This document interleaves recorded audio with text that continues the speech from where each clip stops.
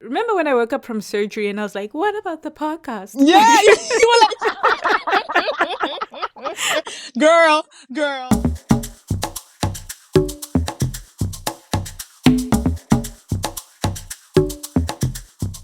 Welcome to Private Affairs, the Aftershow. My name is Christine, DJ Kicks. I am the creator and writer of the show. Coming up in today's episode, we are talking about some of the big topics that came up in season 1. And there is also going to be a thank yous and shout outs segment. And to cap off, we have a blooper reel, which is so funny. You definitely want to listen through to the end. And as always, remember, this show is intended for mature audiences. All right, so let's get into it. To help me delve into the topics today, I'm joined by two beautiful, amazing, smart women, Amanda and Rumbi of It's Layered podcast. Welcome to Private Affairs, ladies. Yeah. Thank you.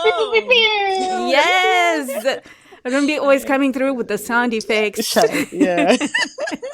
I don't think I'm going to need a sound designer for this episode. Nah, not at all. Not with Rumbi. Hi, Kicks. How are you? I'm good, guys. How you doing? We're good. We're really excited to be here. And yeah, let's do this. So before we get into the topics, do you want to tell us a little bit about yourselves and what your podcast is about? Sure. So we are two friends. We've been friends since high school. So we've been friends for 20 years now. And Amanda's in Australia. I'm currently in the Czech Republic. And on It's Layered, we delve deeper into any and every topic, from family, friends, life, career, culture is a big part of it. We're both Zimbabwean girls. Mm-hmm. And I think that's why we love, private affairs, because it also touches a lot on that. So we just, go into the many layers of all these different topics that we are affected by, especially as young Black Africans in the diaspora and the things that we encounter. Yeah. All right. So actually, let us delve straight into what went down in season 1. So we started off right in the action. V and Luke meet up at a bar and they hook up that same night. People had a lot of opinions on how V was expressing herself sexually this season. Even within the show, we met Taff in episode 2, and he had some choice words for V about sleeping with Luke on the first night, which he basically said made her a hoe, and that is why Luke was not calling her back, because she did not deserve the respect. What were your thoughts on that whole conversation? I had a lot of thoughts, like a lot. Like I knew going in, people were going to be in two separate camps. It was either people are going to be like, V, don't give it up too quickly, or they're going to be like, girl, go and get yours. She had just talked about not having sex in the longest time. Like, hello, we have needs. Like, I don't get people who say, oh, no. But then it's like, well, what do you expect? It's either going to be her and a vibrator, or it's going to be her and a real thing. Like, it's just so obvious. Yes. But so I'm all for female sexuality. So for me, I was like, go and get yours. But I do know a lot of people have such a strong opinion about one night stands. Or at that time, we didn't really know where it was going to go with Luke. Yeah, exactly. There was actually a comment from a listener. They said the gospel of the streets, according to Taff. They were very much in support of Taff's logic, if you want to call it that. On the opposing end, a listener sent in a comment saying, come on with the double standards, man. If a woman wants to sleep with a man on the first night, girl, you do you. It does not devalue you. It does not make you a hoe. It does not make you easy. Well, Rumbi, what were your thoughts on that? Was Taff speaking facts, though? He's speaking facts of how some people definitely think, which is that you devalue yourself if you do sleep with someone on the first night or choose to be with someone. But I would ask this question to the reverse. Do guys ever think of that? I'm devaluing myself when I, decide to have a one-night stand with a girl. So if you're not thinking that about yourself, why should you think that about a woman? It's just fact. Like, I just don't get it. Let her live.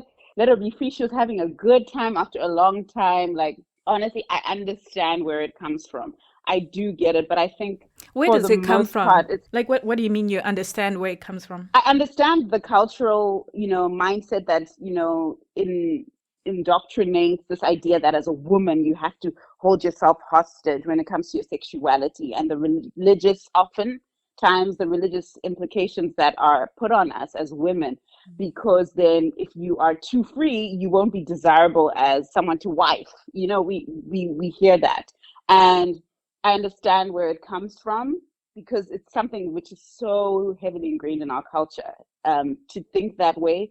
But at the same time, I definitely think it's only been ingrained that way because there's a level of control in the society we grew up in, at least in the Zim society, I'm talking specifically, which is that you are owned by a man and your value is to a man, and you need to save yourself for a man. So I understand where all of it comes from. I just don't think it's fair. Yeah. So I actually got a comment from a guy. This one said, the problem is how we were raised. It's hard to undo that level of indoctrination. Also, I think as guys, we think of women as conquest or property. That is what society makes it out to be. Now, when you look at it from that perspective, no one wants to have something that everyone else has had. Yo! But someone wants to have you. Someone wants to have you who's been had by everybody else. I mean, really. It's too much. It's too much. It's just another way to control women. Another thing that came up was this idea of the Madonna whore complex, which Rumbi, you touched on briefly, is sometimes some men categorize women into two camps. Hoes that are just for fun, and then the wifey material. And I actually got a really dope voice note from Xavier Snipes at Save the Fave on Instagram, and he was breaking down his definition of Madonna whore complex and what he's observed among Black men in his community. So let's take a quick listen to what he had to say. A lot of Black men want a woman who will look after them. They don't say it. So the partner they get, the wifey in their mind, is like the mother. So we want someone who's like our mother, usually firm, strict with boundaries, carries stuff. Everything she says more or less is the right thing to do, But because of that authoritarian rule, we also lash out. So we can't see this woman sexually, And, so it's like having sex with your mom or your caregiver. So that's where you go find the mistress, because the mistress, you never take her seriously. She's never going to hold any weight in your household, but you're happy to do this bedroom freaky stuff, tell her that deep pillow talk, because in your mind, not because you trust her, but because you value her far less, which is so sad. And then vice versa. So, that's why you can't make a whole housewife thing. I hate that terminology, but it's comes from that thing that we can't make a sexual goddess, someone who really attracts sexually, be the same as someone who's a wifey queen and respected in community. Yeah, it's unfortunate. So I'm not sure if you thought about, okay, so what is the solution to this? What do you think needs to happen or change? Shinema is this one. Yeah, it's so layered. I think, on one end, the way we are educated about sexuality or not, needs to change, because where are we educated about sexuality? It's by the streets, it's by what we see on TV, it's by how we grow up, it's by our society, it's by songs that we hear on the radio. So there's a lot of there are gaps, and we're not really understanding what does it mean to be proud of my sexuality, what does it mean to be comfortable in it and express it the way I see fit, while also being cautious, in terms of health, and things like that. It's not about, and this is the thing I think people don't realize, it doesn't mean when you are free with your sexuality that you are careless or irresponsible. There's a difference, right? It's also to say, how do you, express yourself freely, but still responsibly. And I think I wish we had more of that, where instead of just nope, don't do this, or you will be a write-off. And we saw that, I think, Taff talking about Nomsa at some point in the show, and how he was he can't take us seriously. That kind of mindset. And it's having the conversations too with our friends and saying, why is it you feel that way? Yeah, that's how I feel. And I think it's tough too, because you could be to someone else that girl to wife, and then someone else you could be that hoe, depending on when we meet, what age, where we at. If we think of ourselves in uni, compared to maybe after uni, it could be completely different people. And I feel like what sucks about society is women are painted forever. Whatever label sticks to you, it sticks. Yeah. It's the men with the complex. Yeah, not us. Exactly. So, but the unfortunate thing, though, is that the way the system is set up, it benefits them. So they don't have as much of an incentive to evolve. Let's just put it that way. For sure. Yeah. Okay. So So where are we up to now? So Luke, he ghosted her. He comes back and then he starts working overtime basically to get her back on her side. He takes her to Malaysia on a vacation. And then we learn that he's a trust fund baby. And then shit gets real at the airport. So race and privilege were two themes that were really resonated with people listening to this. You both have had experience dating people from different ethnic and racial backgrounds. Did any of these experiences mirror yours, or were you able to relate to hers? 1000%. Like, especially with the travel, that exact scenario where you're traveling as a family and maybe they're all Australian or all whatever, another nationality that's not yours and also another race that's not your own. And then you're the person who's being stopped and the rest of them are going, they look back, oh, you didn't go through the gate. Oh, what's going on? They're rushing back. And the embarrassment of it all. I felt these tears. It's like you're carrying the weight of your country or your nationality or your race or whatever it is on your shoulders 24/7. And it's heavy. It's so heavy. It doesn't matter how much money you got in the bank, how well you are in your life, whatever. It doesn't matter. It can be taken away in a moment. And it's heartbreaking. Absolutely. And I have to agree. Like, I felt it in all the ways, like from, the conversation about, V getting to Australia and the paperwork as a Zimbabwean passport holder and all you have to do. And it's just like, what? It's like eye-opening, or even like dealing with microaggressions and the question of, are you sure you're not reading too much into scenarios? And I'm like, that's the whole thing. It's like, you live with it every day, especially if you're in an environment in society where Black is not the majority. You will live with it every day. And it's like, this idea of, can't we just like not talk about it for a little while? It's like, I can't not talk about it. It's my life. I don't choose not to be Black for like a few minutes a day. It is who I am. So I definitely related to that, and just how you're treated, the difference in service. If I go up alone and how I'm treated, and then if my partner comes and it's like, oh, okay, now you can serve me a little bit better because you see someone who's fair in complexion or whatever, or who looks like you. And what's worse with that is that race even precedes wealth or privilege, because I could be sitting at that table with my husband or with my friend or whatever, and I have more money than him in my bank, got a black card, got the Lambo, got everything, but my race will speak first. So it's like, it doesn't matter. And even sometimes if you have money and you're Black, they're like, oh, it must be illegally gained. Yeah, you can't escape the 50 the questions. Blackness. Yeah. It's so wild. So here's what some people were saying. That airport scene is a story of people's lives. It's immigration systems of countries, whole systems that discriminate. The airport scene, this was another person, the airport scene was a wake-up call for people of privilege. Another comment was the plight of the green bomber. The green bomber is what people refer to the Zimbabwean passport as, and how privilege impacts on the way people view the world. So it's so true that having a powerful passport is actually a flex in this world, hey? Passport privilege. Yeah, passport privilege is a real thing. That was one of Luke's comments, right? Because he was like, how do you know it was because of your race that you're stopped? Was it your nationality?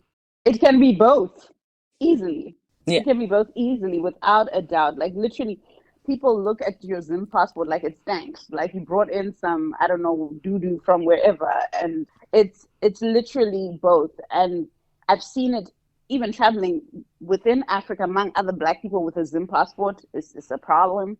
Out of Africa, it's a problem. And there's so many gatekeepers, to make you know that you're like, you don't belong here. So it's a double-edged sword. It's the fact that you're Black and then the fact that you're Zimbabwean. It's just like, you couldn't have all this. How did you get all this? It must be illegal. It must be like, and it's just like, bruh, like, I just want to get on the plane. That's all I want to do. And I think the fact that she was stopped from boarding first class, it kind of shows that there is more to it than just her nationality, But, this is a common thing that I hear a lot, right? So people reacted to that conversation that V and Luke subsequently had about race.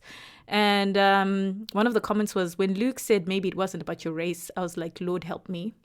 It's a common thing I hear from white people. I have to be honest. This insistence on the denial of racism. I don't really understand. Even like with the Harry and Meghan situation with the comment about baby Archie's skin color. Like white media were like, well, we don't know. Maybe the person was just being curious. It was taken out of context. Yeah. Oh, please. It's 100% about that. Yeah. It's So how do you? They don't want to. Sorry. I just get really. It's because people don't. They don't want to acknowledge their privilege. They don't want to acknowledge that the world is tilted. Is what I don't know what the word is, but it works in their favor because they are white. So it's like, no, it surely can't be. They just looking XYZ, and it's like, no, literally, that's how the world works. You know what I mean? So it's a guilt thing. It's not wanting to face the truth. It's kind of like it doesn't make sense because racism doesn't make sense to them because maybe they're not really on the receiving end of it. But yeah. And also it's to their favor. So similar to what we're talking about with men not wanting to change the status quo because it's to their favor. It's the same with race. So if they start admitting, oh yeah, we have privilege, the next step is us going to be taking it away. And nobody wants that. So they're just going to act like it's not a problem. It's not a problem because as soon as they acknowledge it as such, we have to do something about it. So people will be like, nah, you're making it up. Because at the core of it, if they actually admit what's going on, they know they have to do something and they don't want to. My theory is that people now really fear being called a racist. So if you agree with me that thing that happened was racist, then that could also mean that at some point you were racist. You know what I mean? Yes, that's true. So true. For sure. So true. But it's okay to evolve. And this is the thing. It's okay. We've all had messed up ideas about certain things. It's okay to admit and say, I've educated myself. I now understand where my privilege lies, and I understand. Do you get what I mean? There's nothing wrong because we're not all perfect. We were brought up in societies that have these ideologies and these mindsets. It's okay. But don't just stay there. Don't stay there. It's okay to evolve. Exactly. Yeah, another comment that came through about that particular conversation was, yo, I'm cringing, not you're different. So I believe Luke, in his attempt to comfort V, was saying, no, but look, you're different. You're all these wonderful things. Someone said, you're different doesn't help because at the same time, he's denying this whole other big part of V that's a racism and society. And then someone else also said, Luke then choosing that moment to say, I love you. It feels so gaslighty. It's like, okay, great, you love me. But that doesn't address the fact that I just experienced some hurtful racist behavior. Do you think he was sincere, though? Or does his sincerity not even matter in this case? You know what? I think he wanted to divert the conversation because it was too sticky. Yes. So people then say the stupidest things, remembering that this guy is a boy, and sometimes men just say the stupid shit to try and get you out of your thinking because they know women are overthinkers. I just feel like he was just trying to make light. It was horrible how he did it, but I feel like he was just like, let me make her think of this, but it just didn't work. It bombed. Yeah, he didn't check the temperature, and he definitely deflecting or trying to move around the situation because he obviously had never experienced what had happened, and so he's just, oh my gosh, let me just do this. But yeah, horrible timing. Sorry, Luke. Shame, guys. He was trying. Shame. And then this opinion I thought was really good to add to this conversation was V should not take out her frustrations on Luke. That comment made me think, is it fair to expect Luke to get it, given his background? Okay. She just gone through a frustrating, traumatic experience. You want her to be like, let me not express how I feel. I think it is natural. It's not maybe an excuse to lash out. I don't think she lashed out at Luke. Honestly, she was just expressing herself. So I think it's normal to kind of express your frustration. I think a subsequent conversation can happen where you explain these issues. But in that moment, you've just been through the most. You're just like, everyone's looking at you. Because those situations prior to boarding, right? Everyone's looking at you like, we want to get on. And it's just like, why is this person, is she trying to escape prison? I don't know. So all of that is playing on your mind. You're not going to be like, this is not the time, or I'm not going to put up my frustration. You're frustrated, right? And who do you have to talk about your frustration? That air hostess, whoever, that chick was not listening to her. She wouldn't listen to her when she was trying to explain that, no, it was only when Luke came and said, she's with me, that she actually listened. So it's like, yeah, I'm going to let out my frustration on the person who's right there with me. Yeah. We need to shake off the nice girl persona. Like, there's moments that are pivotal in relationships, pivotal, that you have to show your person this is a serious issue for me. If she had just laughed it off, then that would have also set the tone that any other racial thing that happens, it's not a big deal.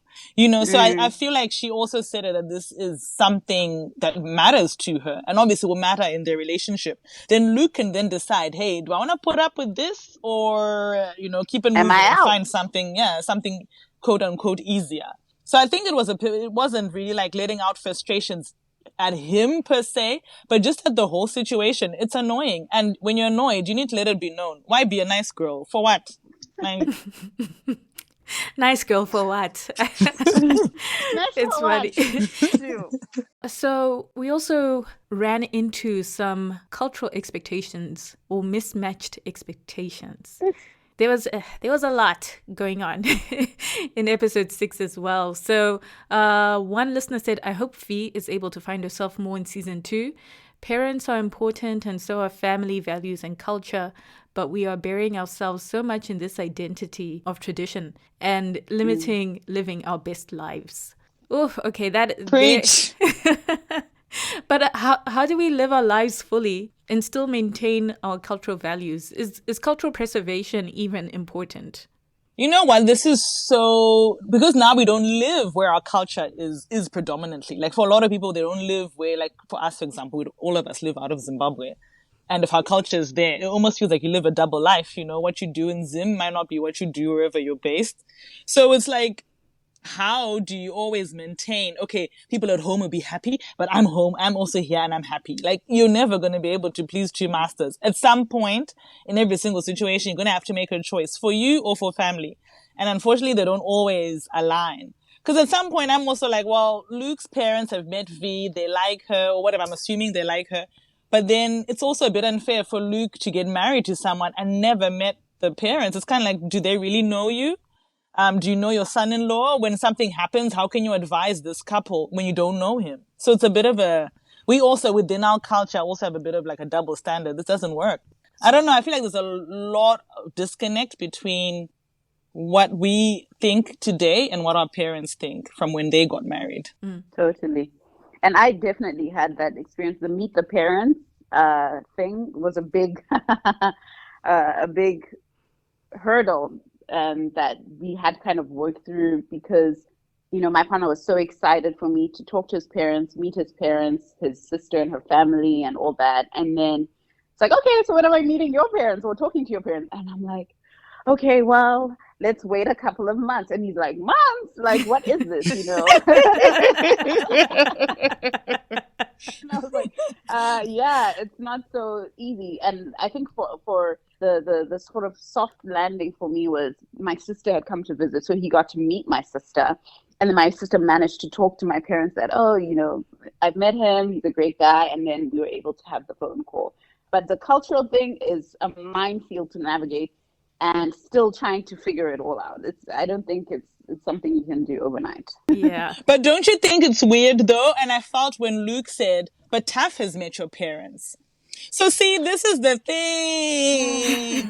You've just told this guy, look, they ain't no meeting parents. We don't do that. And but then, it's different. Then Taff straps up. Me, I got the parents. I'm sending them things home. Blah, blah, blah. Wouldn't you, put yourself in Luke's shoes. If I was in a new relationship with a guy and some girl who's the friend is all chum-chum with the family and you're told, nah. You would be like, but it's different. But guys, though. But you'd be in your feels about that. But play cousins, guys. So it's like, guys, ain't no blood relations there. Yeah. Ain't no blood. And we saw end of episode 6. Luke was onto something. Ain't no blood relation. Yeah. So you know what? I think it's a double standard as well, because like if you've grown up with the person or they know them from church or down the road, it's like you can sneak in, you know. But if they don't know you, then it's a whole big no-no. No meeting. So still on this issue of cultural expectations, so we also saw Mati dealing with her own issues, her new role as a wife, and new expectations put on her that come with that. Rumbi, you're putting up your hand? Yes. Because I felt it when she's like, when they went to Zim and Tonde didn't lift a finger. That switch up, okay, all of a sudden what your fam expects, or, you know, it's like takes precedence. And it's not saying, like, we understand the Zim culture, like, there's certain things, like, typically the girls are going to be in the kitchen, like, we get that. But help me, God, just a little, like, don't now act like this is, you know, you're the king of the castle and don't do jack. I don't know how to explain it. Like, that hurts. And also now where he's trying to hop her to have babies when they had the discussion about her career, like, that kind of, like, who are you? Why are you switching? The switch up. For me, it was the switch up. I was like, totally my way. Yeah. Because it was bringing those doing chores from Zim, which we get because it's a patriarchal system. But it's trying to bring them back home. Like, he now wasn't cooking. He now wasn't wherever they live. And it's like, no.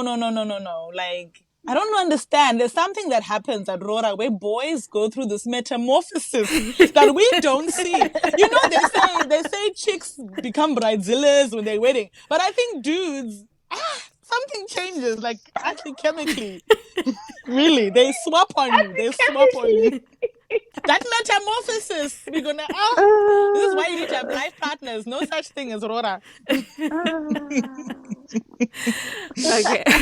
Okay, this came in as a request. Can we please have a Luke roasting session?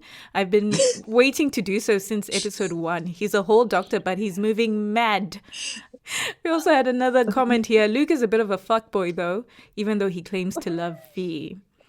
But, you know, there were definitely a lot of Luke haters, but equally, there were some people who were pro-Luke. And one comment here was, Taff must not bore us with this whole him being in love with V. You had your chance and you friend-zoned her. Now sit down and give Luke a chance. Sit your ass down. Taff must not come and bore us. Sorry, that comment is the one. But Luke, Mr. 5 cars, can we get the 5 cars explained? Because where does he keep them? 5 cars? Parking garage. Apartment is trash. Guys, and then his apartment is trash. Which apartment has 5 parking spaces? We need to know. Something's happening there. No, yeah, but people were very, like... technical about the cars. 5 cars. 5 cars. I was like, why do you need question mark there, because you can be a doctor and all, but 5 cars. Okay, so before I can I ask, why do people want to hate on Luke? Like, why was there Thank you. Okay, yes. I want to understand. I don't know. I'm like, I get that. I get the 5 cars, yes. The state of the apartment, yes. Yes, he had some, like, when he ghosted, of course, it's like, why are you ghosting, though? But ghosting happens. But, like, why do people feel the need to hate on Luke? That's my question. I don't have the answer, but that was my question. That's it. Are you team Luke? Or are you team Luke or are you team Taff? Or do you abstain?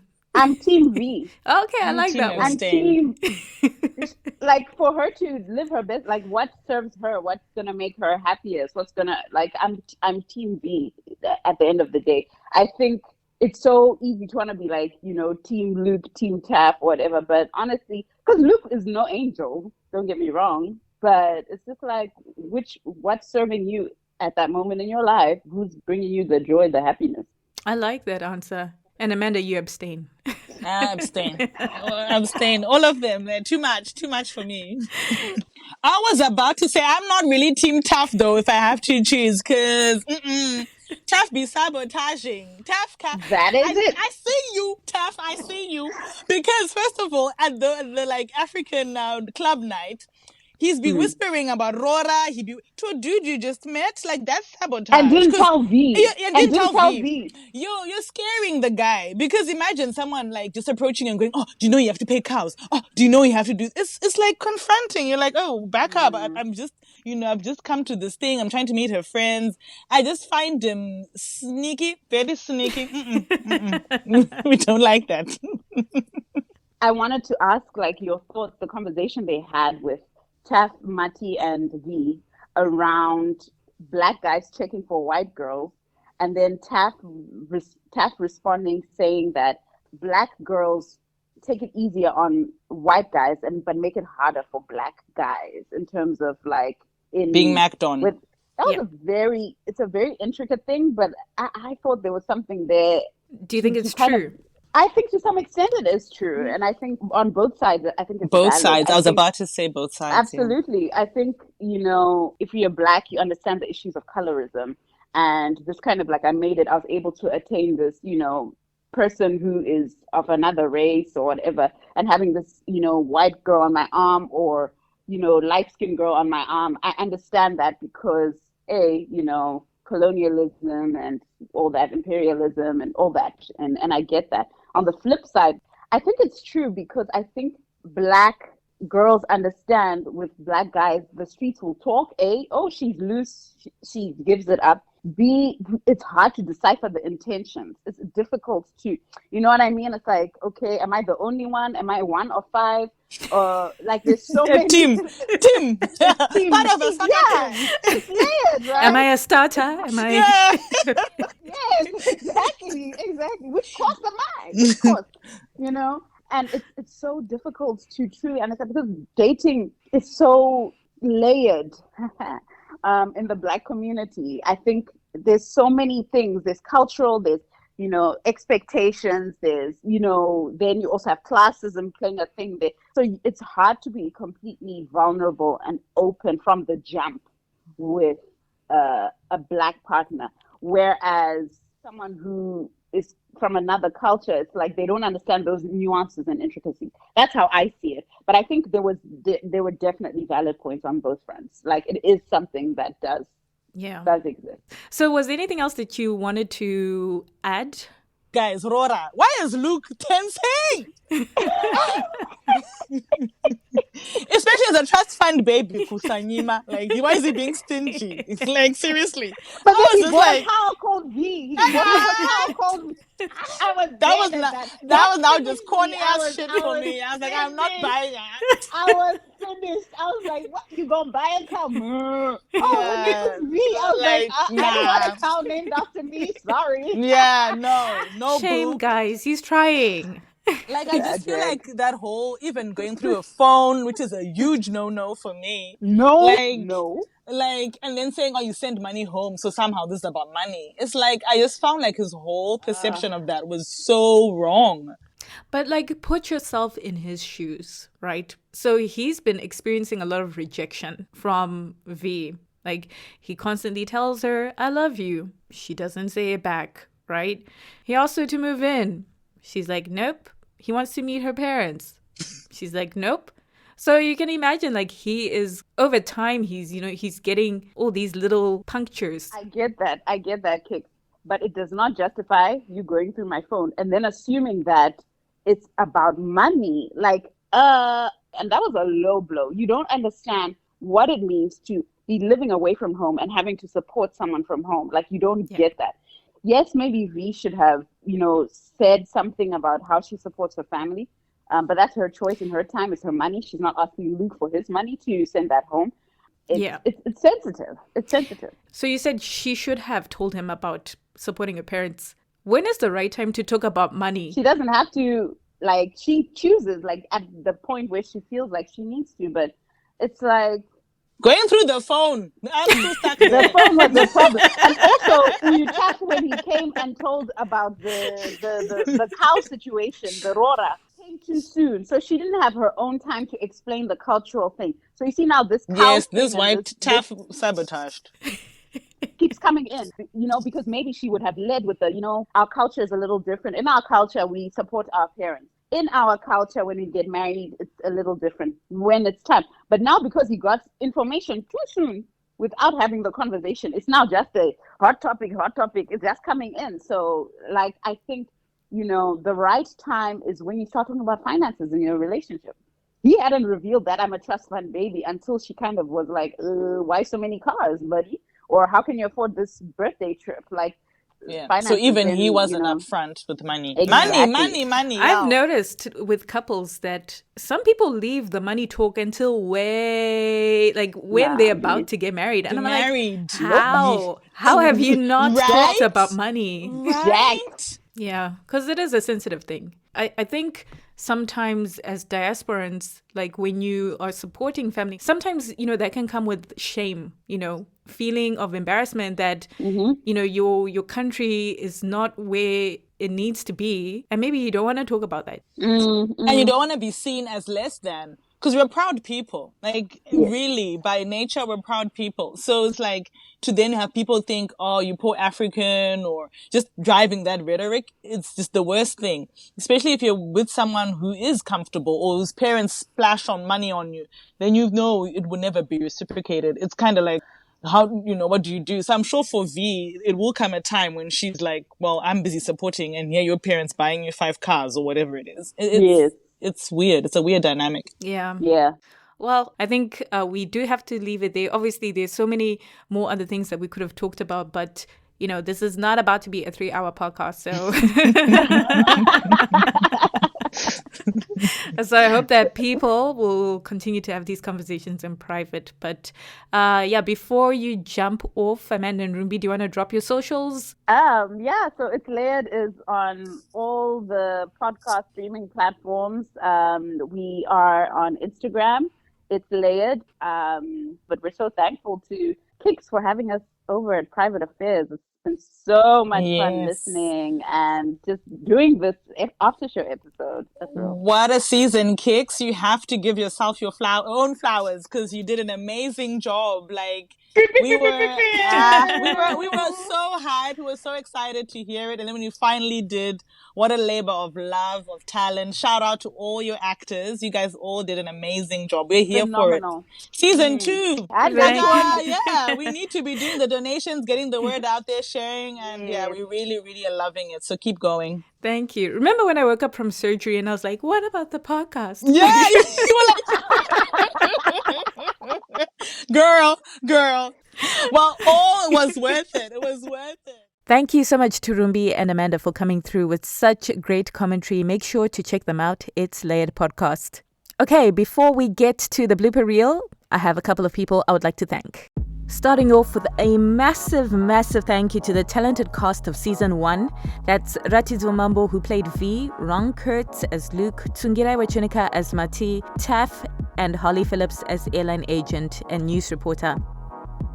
Big up to incredible sound designer, mix engineer, composer Jerry Agbinya, and to the incredible illustrator Maanya Dhar for our cover art. Also check out the featured artists of Season 1, that's Tenderness and Ijale. I've put together a small playlist that you can listen to some of my favorite songs by them. The link is in the show notes. Thank you to Nicole Kelly, Soma, Izzy O. Roberts for script reading, Ethi for social media posts, Owen McKern and Lucy Cutting for letters of support, and Chido Mwat, my sister, for coming up with the idea to adapt my blog into a podcast.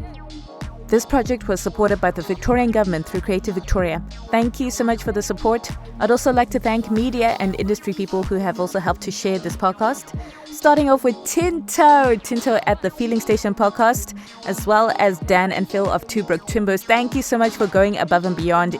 And also thank you to the Truth Fiction podcast, Lee at Passive Wolpers, AMBC Podcasts, Audio Dramatic, The Pin, Ascension Magazine, Urban List, Podmunity, and Tom. Also, thank you so much to people who have contributed towards Season 2. That's Raj, Tino, Mutsa, Soma, Tendai, Luke, and Carolyn. If you'd like to support, you can donate securely at privateaffairspod.com/donate. And of course, a big thank you to you for listening. And there are a couple of people I'd like to give shout outs to who have been active on my timeline. Big up to Tintin, Master of Coin, Taffy Beulah, Amy the First, Ari Shop, Kefi, Penelope Copella, Mamja the Gal, Anita, Zave, Angela, Sparkles, Michelle, Priscilla, T. Samkele, Drew, New Grad Podcast, Ruru, Charity, Tap, Mirella, Clarissa, Rufaro, Ryan, The Holiday Crew, The Cool Homies, and my babes. Also, thank you to everyone who has submitted a review and rated us. Today's episode was edited, mixed, and produced by me, Christine DJ Kicks Mwaturura, with original music composed by Jerry Agbinya. Now, the moment you've been waiting for, here's the blooper reel. Thank you. Peace. Our top story tonight, Melbings. Well, I don't know where that is. Okay. Oh, hi, beautiful. Sorry, my contacts didn't. I'm going to do that again because I heard your fucking slurp. I did it because I was like, okay. I love how you slurp quietly into the microphone. Oh, hi. Beautiful. Good night, beautiful. Kissy face. Okay. Is that too creepy at the end? As I put my zip ties away. Is it too creepy? Okay, sorry. Let's try that. I don't know. It was good. It just, the tap sounds a little out of shape. You know? But I am. Those are the facts. Because the thing is, like, I think... sorry. Yeah, I'm just like... I think... Okay, because that's why I was like, we need to just clarify with this one. Just the reason being is like, I think... Yeah. You're standing there, Nate. You're standing there. You're not even working out. All you're doing is standing there holding a bag. I'm just like... Because you know what? I honestly think, like, for me, I don't think, like, he's, like, that, like, outdoor fitness type of dude. You know what I mean? He is, though. Oh, is he? Yeah, he's all about, like, you know, he looks. loves designer bags, or not bags, but designer belts, Gucci, Louis, Chichichi. He takes care of his body. I get that. He seems like a weights guy as opposed to a cardio type. You know what I'm saying? Like, so he wants to fit nice in the shirt, like, looks good and tight and everything. Shonda Rhimes, she was like, let's just let him get it out. I literally just imagine, like, let's just let him get it out. Yeah. Talks of sick. But as time, you know, we know Jim said. Right. As Mikey said, you know, it's funny. He'll be like, what do you mean? What do you mean? The only one probably like, he must be so unfit, this guy. And the director and Pogoy and